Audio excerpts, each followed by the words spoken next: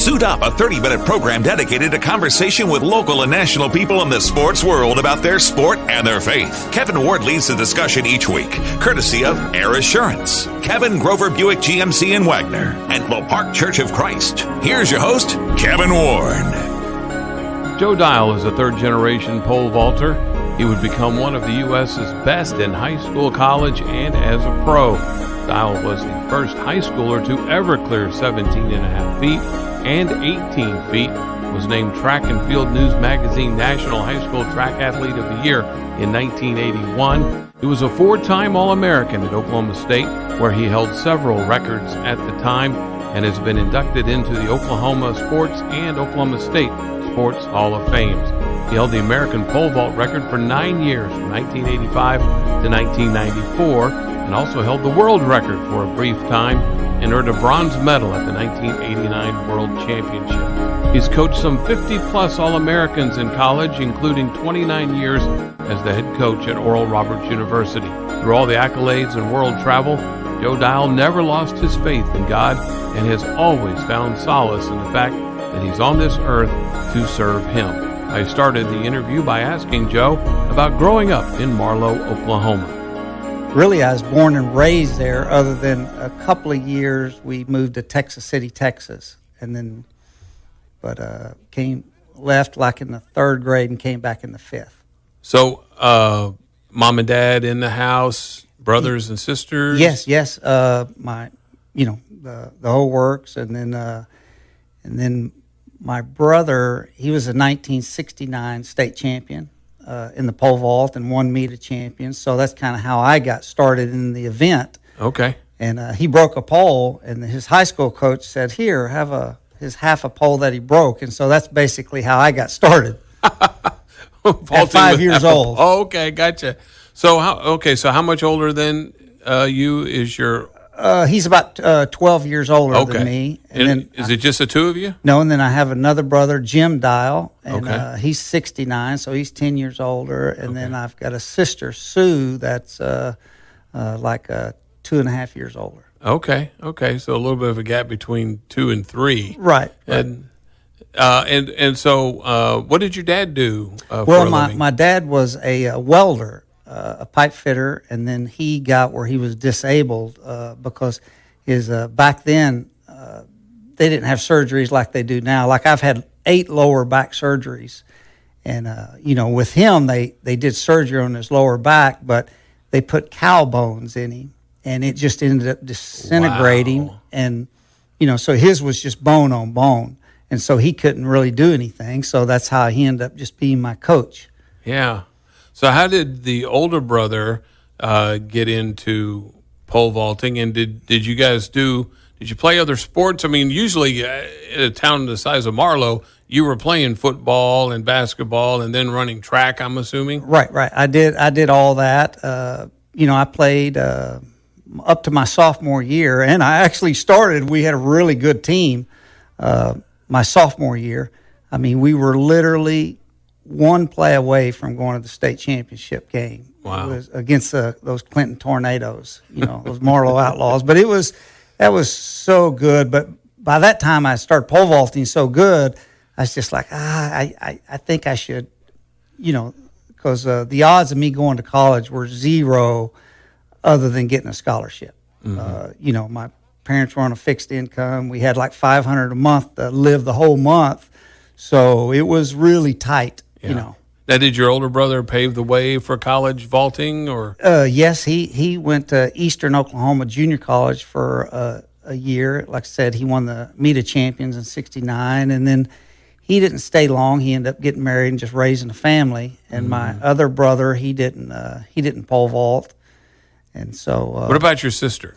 She, of course, I don't guess females vaulted in the 70s. No, they didn't start pole vaulting till 98, 99. Okay. Yeah, 98 in NCAA. So high school, it was a lot later than that in Oklahoma. Did she excel in another sport then? Well, she ran track, and actually she could even pole vaulted. We'd pole vault in the front yard just having fun. She could do it back then, but they didn't have sport. Wait a minute, pole vaulted in the front yard? Yeah, I mean, that is just something that we did. Is that where you had your You had a pit built in the front yard? Yes. Well, it was just in the dirt. Oh, okay. I just dug a little hole, and my dad welded up some standards, and I just started right and just land on the dirt. And so, yeah, I came through that era where, pits were not very good. That's probably one of the few, I broke my back a few times, and but hey, I survived it. So I was a high jumper, and I'm a couple of years older than you. And I remember the first high jump pits were basically just big old nylon bags stuffed with like pieces of foam, and sometimes the two bags would split apart a little bit. And so Yes. you actually would land in between the two bags of foam and really hit more ground than you would. And that's only jumping 6 feet off the ground, let alone how high you were probably jumping. That is the way I broke the first state record in Oklahoma. I think 16, 1.5, 2, something like that. And that's what I landed on, those bags. But yeah, I've considered myself pretty lucky. Those bags that you're talking about, it was just foam. Mm-hmm. Me and a guy drug them over to the Marlow football field, because that's where it was at the time. We just jumped there, and we slid them over, and we each dared each other to go up higher and higher on the lights. And I got to the top of those lights and jumped off on one of those things, which was not, as one of the dumbest things I've ever did.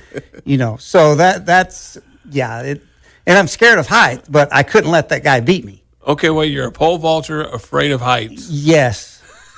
And we'll talk about all the world records you've held along the way, but wow, that's pretty cool. Okay, so we know older brother was a pole vaulter. How did he even get into that? Well, my dad was a pole vaulter. Okay. And then my the medals that I have that my grandfather won, they're 5 gold medals. Your grandfather vaulted in 1924. He was actually he won the high jump, long jump, shot put, and discus, and then the all-around athlete. And my grandmother gave them to me. They're actually made of gold. And this is a high school meet. It was a gold field. Wow. And I still have those. It's just remarkable just looking at them today. Oh, I can only imagine if you have a man cave, how many medals that thing holds, just from you, let alone all your relatives too. Man, that's really cool. So the history is great-grandfather was a vaulter. So I go to church with a family called the Hannocks, which I'm sure yes, of course. You know them because I think you probably trained the youngest, but that's a third generation of vaulters. Yes, with John. Yeah, John, and I even trained him when he was in the Masters. Okay, and then Jeff, I coached him when I coached at OU. Yeah, and then now his son Brandon, I had at ORU these last few years. Yeah, okay. So you got to coach father and son. Yes. So did you compete then against Jeff? Yes. Against the grandfather? No. He would have been way too old. Yeah, he'd have been old, but I trained him when he was doing some masters. Oh, okay. So he was the one that you trained as the masters, right. And then okay, yeah. So that's incredible. All right. So now we know how you got into vaulting, and how I guess. What was it about you physically, Joe? Because, I'm sure there were a lot of guys who were pretty good at it, but there's always something about the elite people. And you're a world-class pole vaulter in your day. And not a lot of people can say that. And that's what I find really intriguing about your story, is because you're so humble. Nobody would even know that about you unless they asked you, and then you would give them the information humbly, which I really appreciate. But I mean, what was it about your style and how you learned to vault that was for one, let's start in high school where you were the first to vault 18 feet. Okay. You were the first in high school to go 18. Were you the first to go 17 as well? Indoors, yes, sir. Okay. It's incredible. So obviously the poles have changed along the way. I bet your great grandfather, I bet that pole never even bent when he was pole vaulting? No, they were bamboo, and then my dad pole vaulted on bamboo. So, Okay. yeah, it's come a long ways. And even probably since the 80s when you were vaulting. Yes, they have come Okay. quite a way since then. Were they all, was it fiberglass? Yes, but they keep coming up with different types of fiberglass. Okay. A little lighter, a little quicker response, things like that. Because, I mean, I remember back in the day, guys were shattering poles all the time. Right. And obviously, the more bend you tried to get in those things, that was going to create that effect. And that was probably good that I wasn't like the greatest genius. I was it doesn't bother me to tell the story, but they tested me in the 12th grade, and I had a 5th grade reading level. And they kind of had me in most of the special ed classes, which, that's fine. That's just where I came from. That's what I did, but I can read now. Right. So right. it's all good. Yeah. Yeah. Okay. So, all right. So afraid of heights, pole vaulter. And I got to think that the shattering of poles had to be a real issue for you guys as well. Just the fear of that happening and the results. Yeah, well, I've broken 5 of them, and it's definitely not any fun. I mean, it hits you, you flip, and it can become really scary. But you know what? It never even bothered me. I was just grab another one and go, because I knew it wasn't something that happened all the time. Yeah. But a lot of people, it really ends their drive, and they become scared. And once you become scared to do something, you can't do it. I guess it would depend on how hard a fall you took, and right, and too, if it pushed you to that length. All right, let's back up and go back to growing up in Marlow and home life, because obviously a Christian now. Yes. Did you grow up in a Christian household? Yes, sir. Yeah, both my mom and dad. I never, not one time in my life, ever saw them in an argument, ever. I don't even know how you go through life without becoming a Christian. I was saved when I was 9 years old in Texas, Texas, at Crossroads, not Crossroads Cathedral. That's where I met my wife. But at 9 years old. So, looking back, it's a lot easier to see how God has, guided you through their life than looking forward. Looking backwards, it's so easy to see Him interceding for you. Yeah. One of your chief rivals as a professional and outside of college, when you were vaulting on that world-class level, was from Russia, but technically from Ukraine. Once they Sergei split. Bubka, yes. Yeah. See, that's a name that I was telling my wife about. I didn't have to look that one up because he was so prolific. Yes, he was. In the 80s. And he was always breaking the world record, seemingly. Yes. Incredible. So let's go back to, you're in high school. You're pole vaulting at Marlow. So I'm assuming, obviously, there were some national meets that you could go and compete in on a national level. Did those happen very often? Well, the first one of the bigger meets I went to was the Kansas Relays my junior year. And it's actually the first time I ever was on a rubberized surface, because, in Marlow, we was either on like what the road is, running on asphalt, which was my runway, asphalt, or on cinder. And that's just what we jumped on. And so the first time I got to go on one of those rubberized tracks, I broke the 17-year-old world record and the high school record that I guess Casey Kerrigan had since 1969, and that was in 1980. So I was just like, this is unbelievable how fast it was. First time on rubber track, which, that's all everybody does now, but it was something just incredibly new at the time. Yeah. So, okay, so now you got that hit 17, and you're a junior in high school. So how fast, because I think the world record now is it 20? 20 foot 4, Mondo Duplantis. Yeah. And I mean, it's been just barely, it's been around 20 for a long time now. And so those world records are only going up by, a quarter of an inch at a time over many years. But there was a time when those world records were being broken a lot faster. I mean, people were going from 17 to 17.6 in less than a year. Right.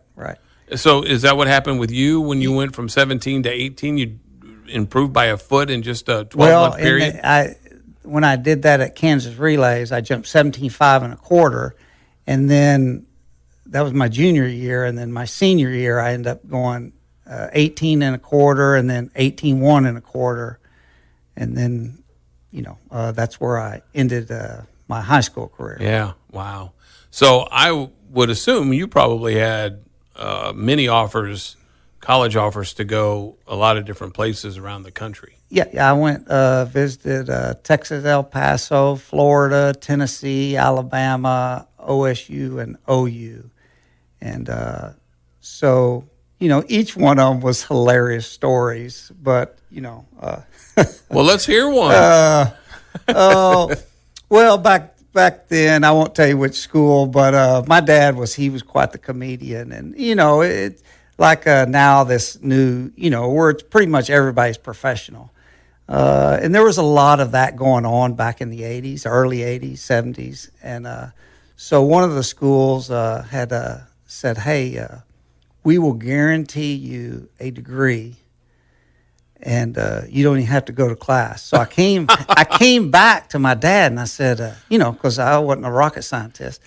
And so I said, Dad, they said I wouldn't even have to go to class, and they give me a degree. And he said, wow, son, that's hard to pass up a fine education.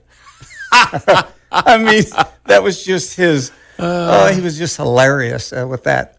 And other places I'd go, they'd, a brand new vehicle, a car lot guy, and if I signed there, it'd be there. So it was, I didn't end up going to either one of those schools. But what was special about Oklahoma State was my dad was able to continue to coach me. They hired him. Okay.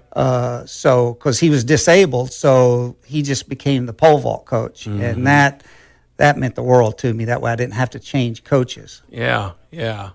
Well, I can see why that would make a difference. Now, is that where you met your wife? Was that? No, okay. I ended up meeting my wife. I was in 1986. I was supposed to go to the first Goodwill Games in Russia, in St. Petersburg, and I was in London. And they couldn't get my poles there. And I just said, well, they had built up the rivalry because I had the world record indoors and Bubka had the world record. They really built it up on TV. But I said, I'm not going without my poles.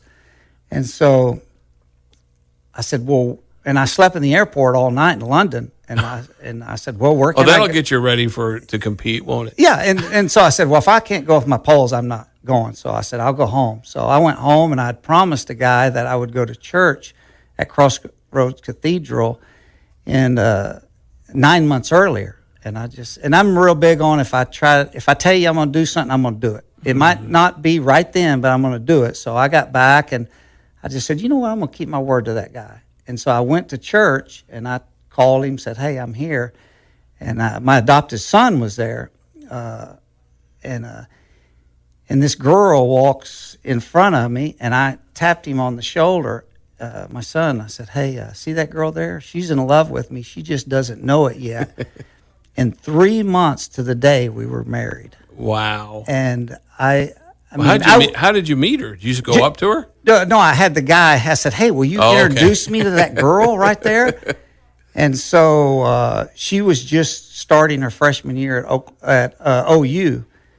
And so I ended up, I was coaching down there after leaving Oklahoma State. That was my first coaching job. And it just literally we just hit it off perfect. And I was just like, well, she thought I was going to break up with her. And I said, hey, I know I don't have a ring or anything, but will you marry me? She said, oh, nothing would make me happier. And so I said, well, we can get married before the indoor season or after. And she goes, no, before, because I want to travel. So that was, it's been absolutely awesome. Yeah. All right. So you mentioned an adopted son. Yes. So this would have been 1986? Yes. Well, I had when I was a senior in high school, it's kind of a long story. I was a senior in high school, and he was in the 7th grade, and I was running the pole vault off at Marlowe. His name was Tim Skitt, and he was like, back there not talking to anybody and everything. And I said, "Hey, what's wrong with this kid?" And they said, "Oh, his mother died this morning." And from that moment on, I just had a real urgency to watch out for this kid. And so I would bring him clothes. We'd find clothes, give it to him, and then bought him his first bicycle when I went to Oklahoma State. Mm-hmm. And I was 20, and I the kid, he was just living not in the, he didn't have a real dad. He had gone years ago, off somewhere, wasn't involved with the family. And so he was just in a home with a bunch of people. And I said, "Hey, Mom, Dad, will you guys take him in?" And they said, "Sure." And so they brought him up to Tryon, Oklahoma, by Oklahoma State. And then once I finished Oklahoma State, started coaching at OU, he wanted to play football. And he was a pole vaulter, too. He had pole vaulted at 16-1. Okay. And 3-time state champion. He was an incredible athlete. Now, what high school was he? Perkins Tryon. Okay, all right. Yeah, he was a state champion actually at Marlowe High School. And then I brought him up, and he stayed with my parents. And then when I went to OU, I owned some land down in Bowlegs, Oklahoma. And my oldest brother, Rex, he was coaching there. So I said, "Well, hey, you can live in the house I have there and some land." He wants to play football. So he played 8-man football.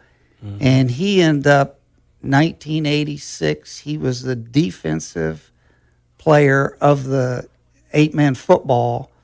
And wow. He was just unbelievable kid. Yeah. I mean, just remarkable.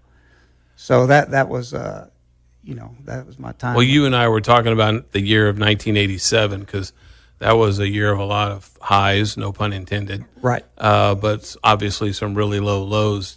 Tell us about both. I'd broke 3 American records, won the U.S. championships, and, just got married. Everything was going so good. And in 86, got married, and then 87, living in Norman, coaching, good contract with Nike. And then 10 days before the World Championships, I really believed I would go there and break the world record. And, he went out on a blind date. He was going to Eastern Oklahoma, and got the call that he had been murdered that night. Wow! And it just killed me, and I didn't eat or sleep for pretty much the whole time to the World Championships. And then I got over there and no-hided, and then Nike cut me. It was just crushing. And I knew that was the beginning of the end of my pole vaulting career, even though I vaulted after that. Mm-hmm. But there was just an emptiness that something was missing. Talking with Joe Dial, a former world record holder many times over in the pole vault, not only in this country, but obviously world record as well. So when you're telling the story, Joe, about adopting... I was 20. What was his name? Tim Skitt. Tim. You were talking about adopting Tim. It sounded to me like, and I know you were just listening to the Spirit. Right. Telling you what to do. And you were not denying the Spirit. You were, okay, God's talking to me. Did you question when he got murdered? Did you ask God why? Well, why did you put me in this position to be his... a few years before that, when he had to play football, I had to go to court in front of the judge and legally get him for him to be able to play football. And so I never forget what the judge said. He says, "Do you know how serious this is? That if something ever happened to him, you would be responsible." Yeah, you would be responsible. Did you feel like, though, Joe, that meant responsible in that way? I'm not quite sure, but, I just remember those words. And then when that happened, it was just a huge turning point. Mm-hmm. But, all things work together. And, God's taken care of me from the whole times of my life. I respect what you're saying so much, Joe, because I've done about 30 of these, and there are so many times where something devastating like that has happened, and people go the other direction in their relationship with the Lord, where they're like, I can't believe you allowed that to happen. Because we all know that God doesn't make any bad thing happen. He will allow things to happen, and why he would allow that to happen, and they'll just go south in their relationship. Obviously, that didn't happen to you. No, because the last time I saw Tim, he was wanting to know what his life was going to be like. So we prayed together, and I saw him reading his Bible, and so we prayed together. And the answer I got from God, this was 1 week before this happened, is he said, as he was heading off to junior college, God said that I'm going to bring him home. And I was thinking that he was talking about he was going to come home from college.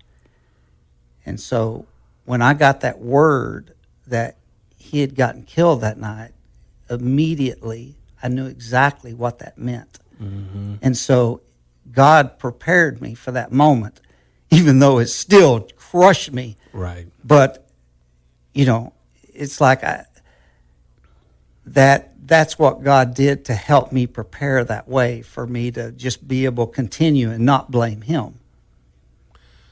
Obviously, it still strikes a chord in you when you think about what that judge said. I've had some things in my past that when I think of them, now they're not even that long ago as this was for you. I'm talking about stuff that's only 6 or 7 years ago. But I still, when I try to talk about those things, even though I've reconciled those and I understand it, I still, when I start talking about it, get emotional. Right. Because I go, my mind takes me right back to 7 years ago. Sure. In an exact moment in time. Right. And so obviously it does the same for you.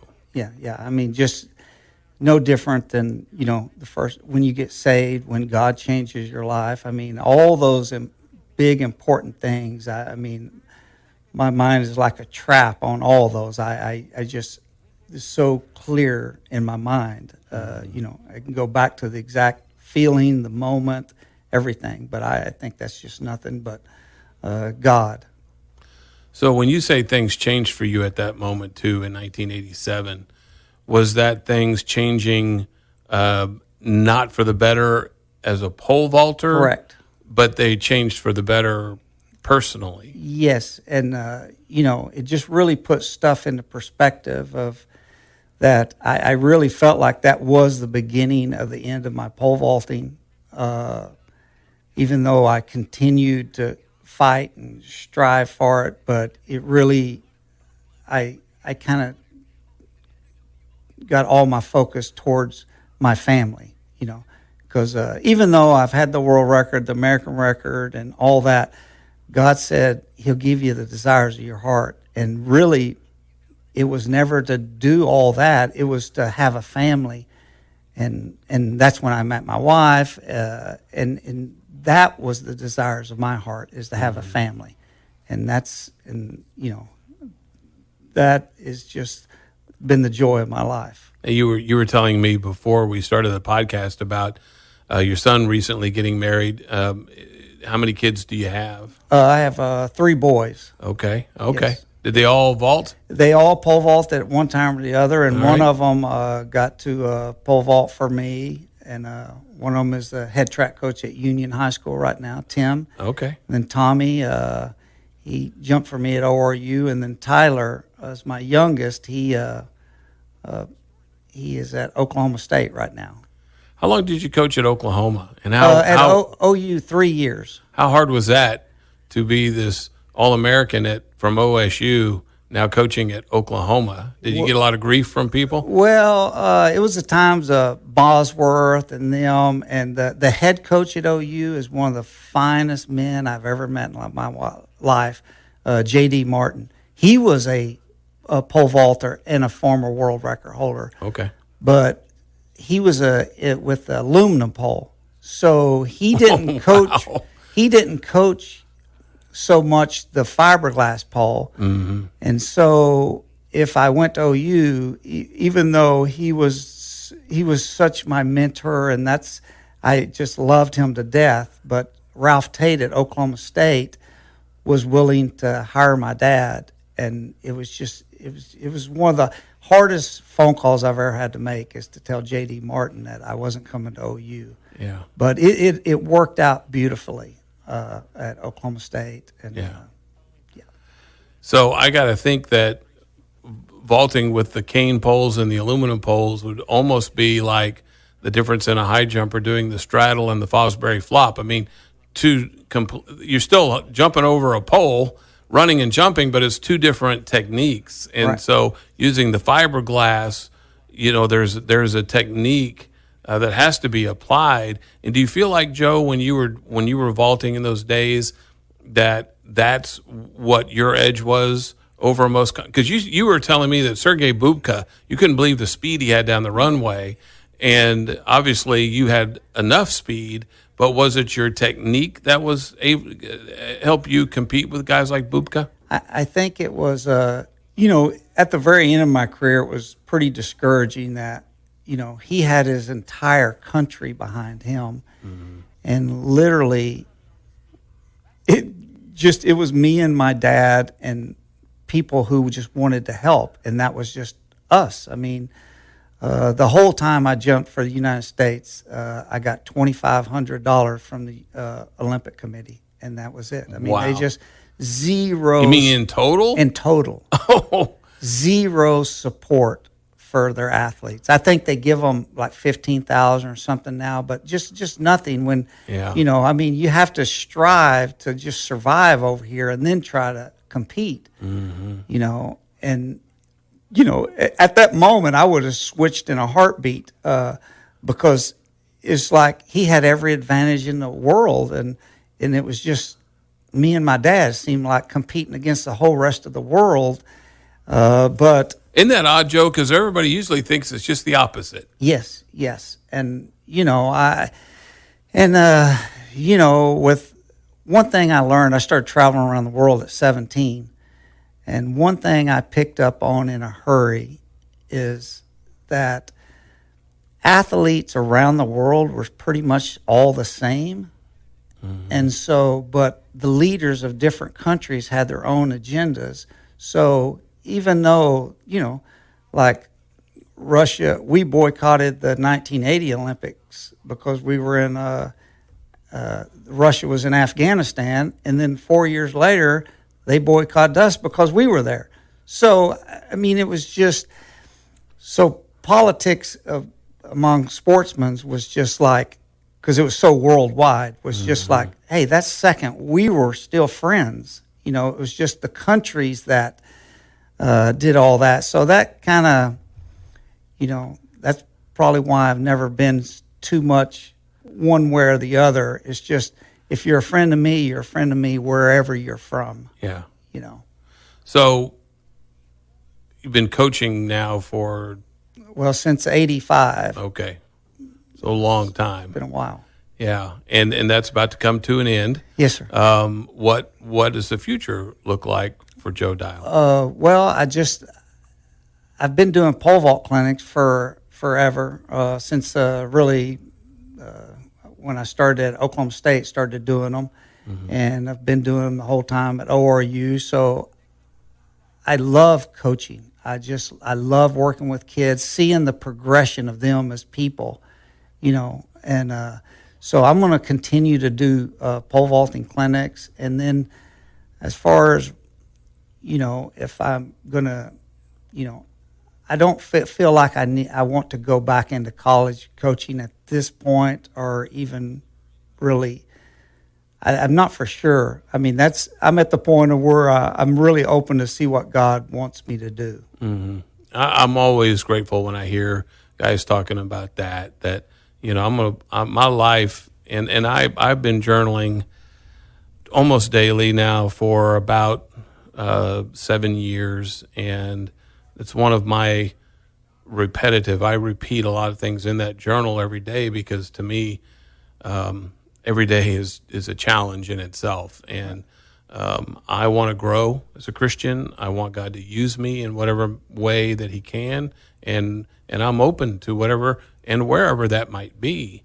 But I appreciate when people say that I'm wherever God wants to take me, that's where I'm ready to go and do whatever it is He wants me to do. When you were, especially in the late 80s, after your adopted son, Tim, was killed, how far along was the family at that time? Did you have, no, you were just married, so yeah. And, when was your first son born? In a year after we got married. So he was born we got married in November. He was born the next October. Okay. And then that happened later that summer, right before the World Championships in Rome. Okay. So it would have been in 87? Yes, 87. You gotta tell the story about meeting the Pope in Rome. Yeah, we were at the World Championships, and it was at the time we got off the U.S. plane, and there's guards lined up with submachine guns all walking the U.S. team through the airport, and then outside I have pictures of it all of my hotel. There's guards out there with machine guns right outside my door, and so this guy from Dubai, he had some tickets to go to the John Pope Paul II's summer cottage, and he said, "Hey, I'm leaving. My athletes competing. You want these tickets?" And I said, "Sure." And so anyway, I invited one of my roommates and another person. I had 3 tickets. So we got on the bus to go, and, every delegate is there, and you have to be at the very, like, head coaches and stuff like that. And they said, "Dial, how did you get tickets to go to the summer cottage of the Pope?" And I said, "Oh, man, we're good buddies. We hang out all the time. He sent them to me." And so I never told him any different. I was just messing with him. And so we got there, and he spoke a sermon in 16 different languages, which was very, very impressive. And then he starts coming down the aisle, and it was so unbelievable. It reminded me of biblical times. People were diving just to touch the hem of his garment, literally. And he would stop every once in a while, and people would drop to their knees and kiss his ring. And he was heading right to me. I mean, it's a long walk to him to get to me. But So I knew what was going through your mind? just like, dude, this guy's coming right to me. Am I going to kiss his ring or not? Yes. And so he comes all the way up to me, and I stuck a flash bulb, one of those old little hand cameras, right in his face, and I flashed it, and I've got the picture. And I don't know if he saw the light, but he looked up at me, and he reached his hand up there for me to kiss his ring. And I was just like, dude, I'm from Marlow, Oklahoma. There's no chance I'm about to do that. And so I just grabbed his hand and spun it around, and I said, "Hey, how you doing, buddy?" Give him a good old American handshake. Yes. And so anyway, I let his hand go, and his bodyguards commenced knocking everybody out of the way for him to go. But that was, that was definitely Marlowe style. Oh, so you flashing the picture. What comes to my mind immediately is Top Gun and Maverick. Going inverted over the Russian MiG. Yeah. And Goose taking a picture of the Polaroid of it, and it's like you were in the. That was one of those cameras, just like that. Oh man! So let me ask you, Joe? Where do you go when things start to get a little bit dark for you? To keep it from getting any darker, is there a scripture that you rely on? Is there a favorite? I remember my mom always said that God will never put on you more than you can handle. And so really I just stick by that. Mm-hmm. And so regardless of what the whole world is going, I know that's the truth. And so, I've had my day in the sun, all that stuff. I just want to do what's right. I have my whole life, but that's the closer I get. Psalms 90:10, a man's life is 70 years, by strength 80. And Psalms 90:12, let that man have wisdom and learn to count those days. And I've just really, that's really hit home, the older I get. Yeah. Well, I appreciate that. Joe, thank you so much for sharing, man. This has been awesome. I really appreciate it.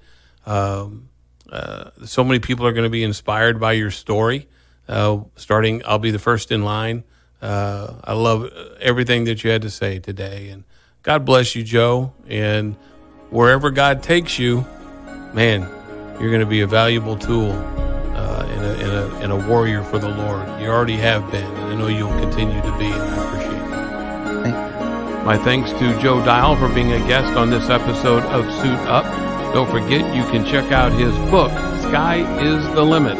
For more inspirational stories like Joe's, just go to the website suitup611.com.